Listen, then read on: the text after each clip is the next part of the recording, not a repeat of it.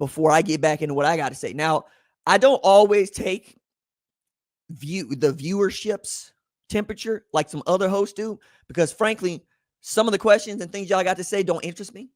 So I'm giving you this opportunity now to give me something, a question, a take that might interest me.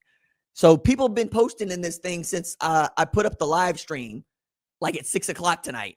And every now and again, you find somebody who's like, yeah, okay, Texas going to take care of business. And that, no. It's not how that worked. Ooh, here's one. Let me see. I'm assuming that's a smoking reference, but I'm not going to say all of that.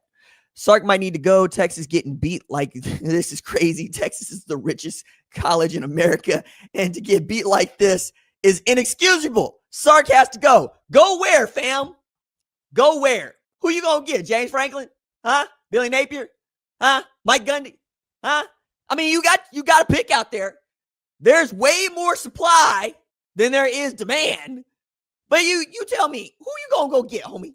Who's doing a better job than Steve Sarkisian at Texas? Is it Mac Brown? Is it Tom Herman? Who is it, dog? Who you going to go? Huh? You going to bring the Ouija board over to Daryl K. Royal's monument? Go ask him some questions? Huh? Or are you the kind of crazy person that believes that Ryan Day wants to be the head coach of Texas? You let me know, homie. You let me know.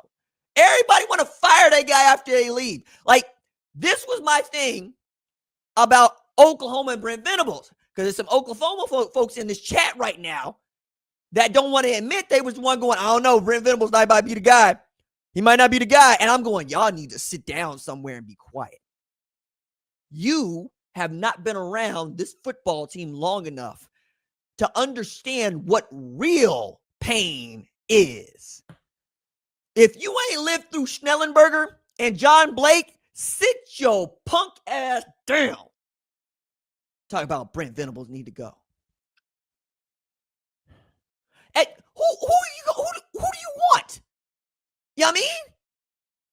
Like, if you were looking for somebody who's got the energy and passion that I do, who wants it as bad as I do, if you enjoy listening to things I got to say, Brent Venables is your guy. He is not going to have a good time after a win. He is not going to gloat after a win. He is going to get back to chewing film and trying to get the boys ready to play by saying, it's a privilege to play at Oklahoma. Wins are the standard.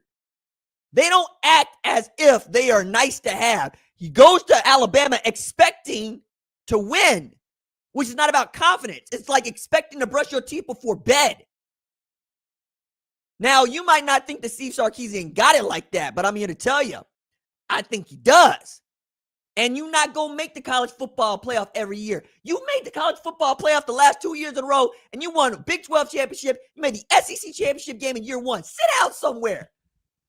It's my problem with Texas fans. Some of y'all entitled, man. We rich. We got money. Probably not even a Texas fan. Just, they rich. They got money. That's the price of getting in the door. Have you seen Texas Tech lately? Money can get you in the door. If you ain't got none, you probably crying about other people's rosters. Get some bread, dog. Get some bread. Get out of here.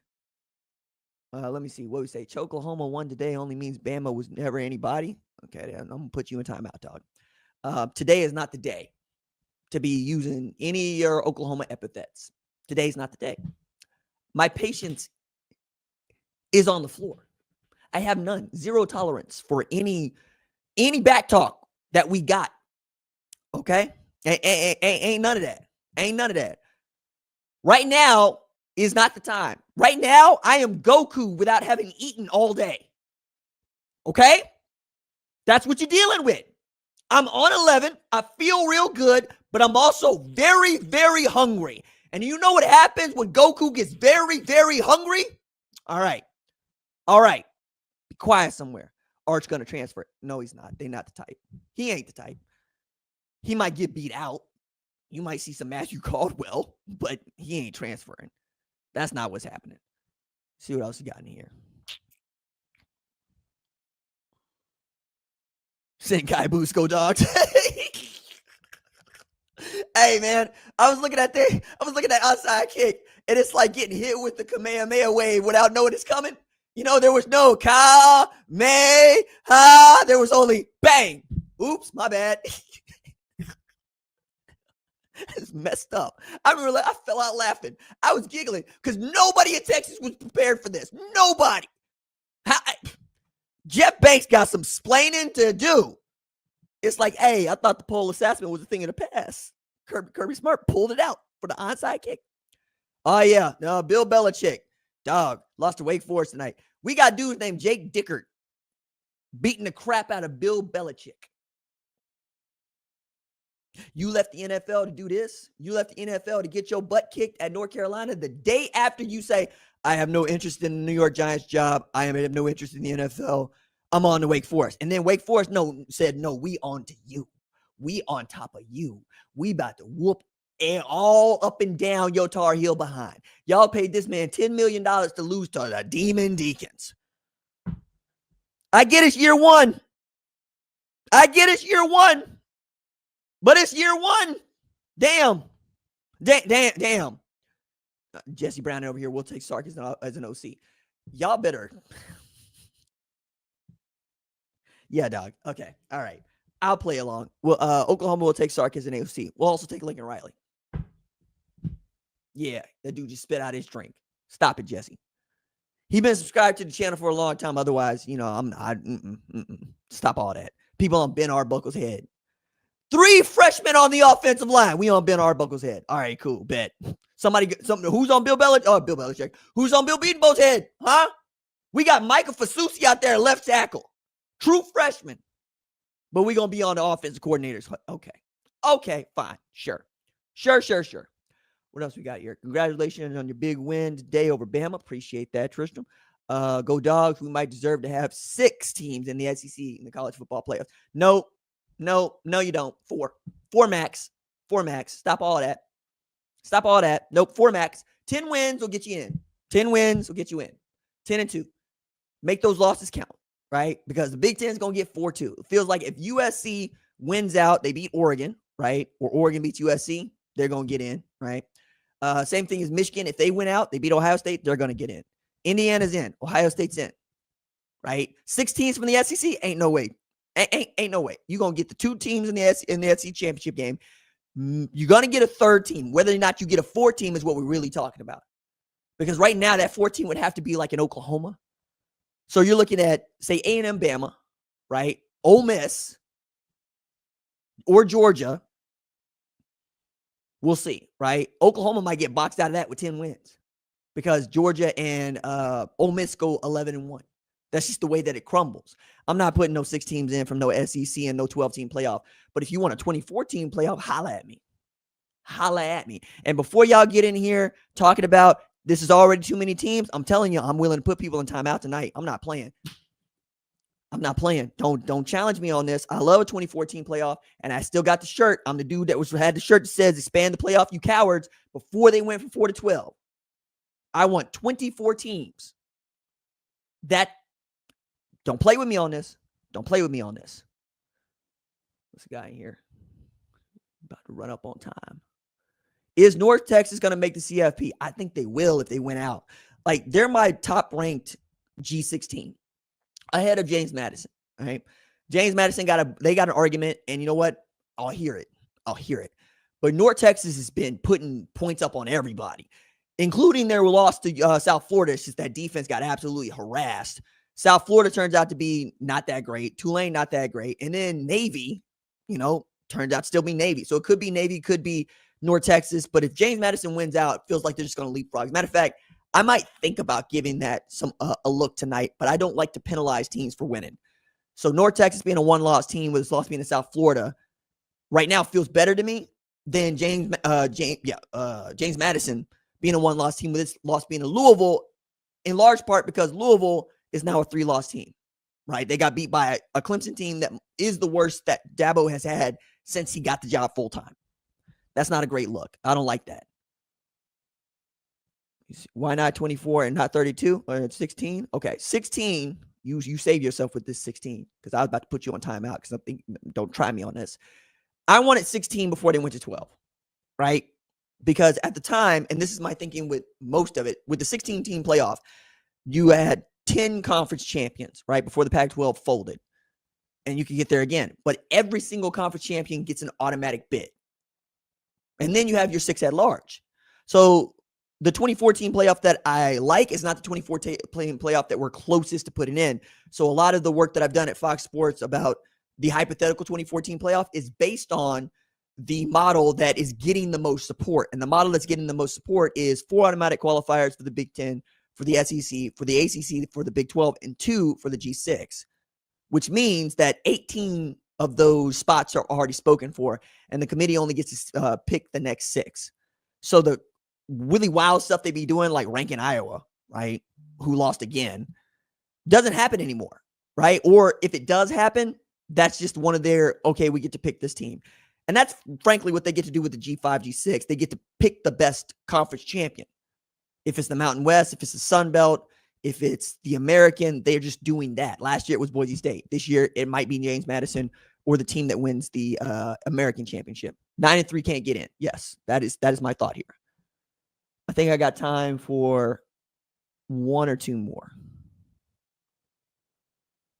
For you, RJ, let's hope your Arbuckle isn't anything like Roscoe Fatty Arbuckle in the end. Best of luck. He ain't. The end. Let's see what else we got in here. Anybody got anything good to say? See, when I did a sports talk show on 97.1 in Tulsa, we didn't really do call-ins, right? And really have call-ins because nobody would call in. They did not want to debate me. This is not something they wanted to do. I understood it. I get it. I wouldn't want to debate me neither. So things like this just didn't happen. Let's see, Randy. Well, my son, an Ohio State supporter, keeps telling me we need to fire Venables. And I keep telling him he's freaking nuts. It'd be, 13 years since our defense has been this dominant.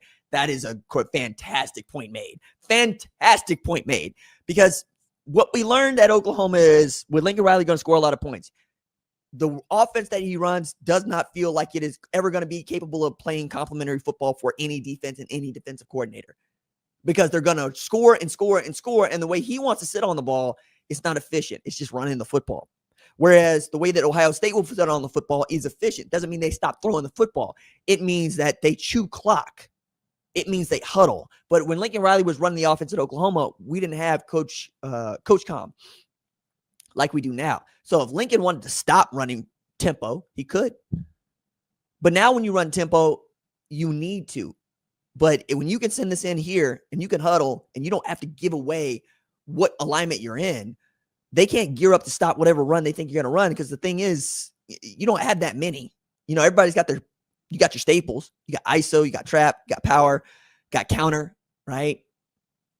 Outside of those, sweep, stretch, if you one of those teams that likes to run a lot of ace, delay. But depending on what formation in, we know what you want to run. So as soon as we get to see the formation, we clock it. Just like when people tell you how many guys are in the box, do math. If they got more than we can block, guess what we ought to be doing? Throwing the football. If they got fewer than we can block, guess what we ought to be doing? Run the football. If it's even, we have the advantage because we know the snap count. We know where we want to go. Run the football. It's that simple. I'm with you. Kid doesn't know much. What do I think of Arbuckle's scheme? I think I would like to see it with a real quarterback and a real offensive line. Like my one major conniption with John Mateer is that he's a high school shortstop playing quarterback. And the guy that I've seen since he broke his hand has not appeared. And I don't think it's got anything to do with the broken hand. I think it's that in the SEC, it's much harder to play quarterback than it was at Washington State, where you didn't really play Power 4 teams. And when you did, he didn't play that well. He played a lot like what he did against Alabama today. It wasn't great. And I was even getting asked this at halftime from the one person whose text messages I will return at halftime. Miss Terry, she'll watch this. And it was simple, like, what am I missing? And she didn't ask, what am I missing? It was, I forget exactly what she asked, but my response, I remember, was the defense is playing lights out. The special teams is playing lights out. Tate Sandell's probably going to win the Lou Groza Award and should. The turnovers are off, the points off turnovers are the reason why Oklahoma was in the game. Like, if you don't have a pick six, Oklahoma doesn't win. Period. I mean, we're talking about a Bama team that had turned the ball over 6 times for today, and they turned over 3 times today. That doesn't happen. Oklahoma doesn't win.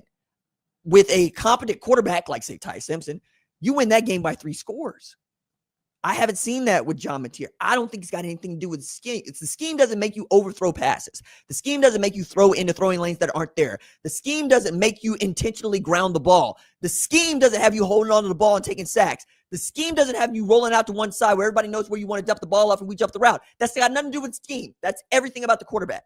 So to be honest with you, I don't think I've seen the scheme. I think I've seen John Mateer run the scheme. I think that makes sense the way I'm putting it. Let's see. I don't think that John Mateer is uncoachable. I think they're playing to his skill set. I think he's intensely coachable. I really do. I think he's an outstanding man. I think he is learning on the job. I also think there's a reason why he wasn't recruited heavily out of high school. There are things about his game that might give you the willies at the Power 4 level, and we're seeing them. We're seeing them. I think I got time for one more good question. So put a question mark at the end of what it is that you want to ask. Maybe.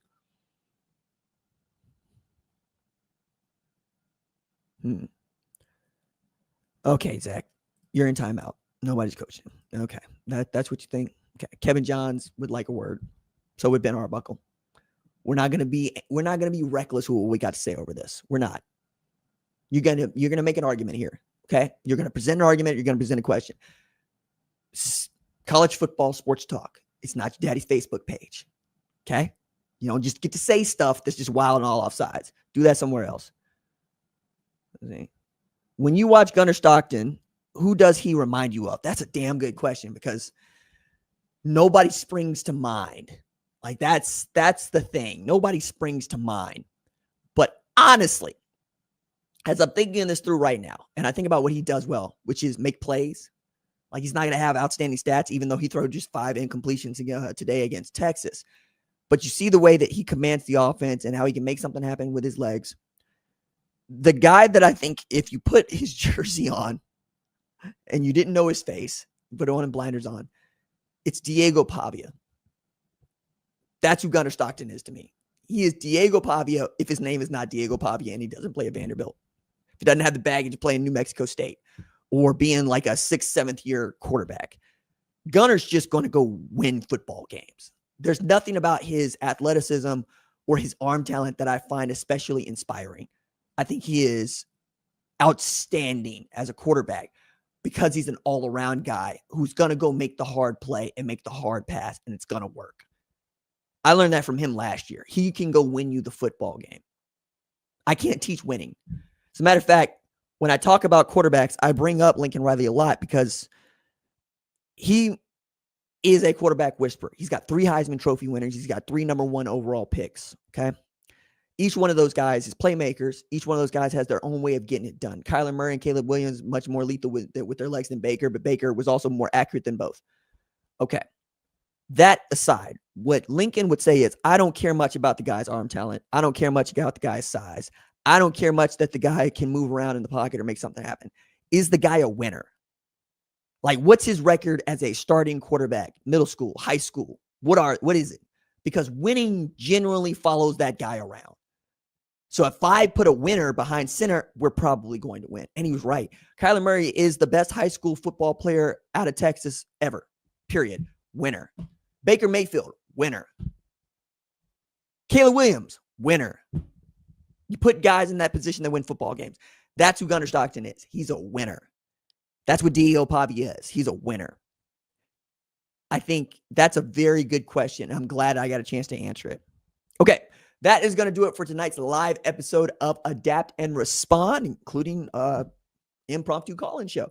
If you like the live show, tell me that in the comments below, and I will see y'all on the flip side. Deuces.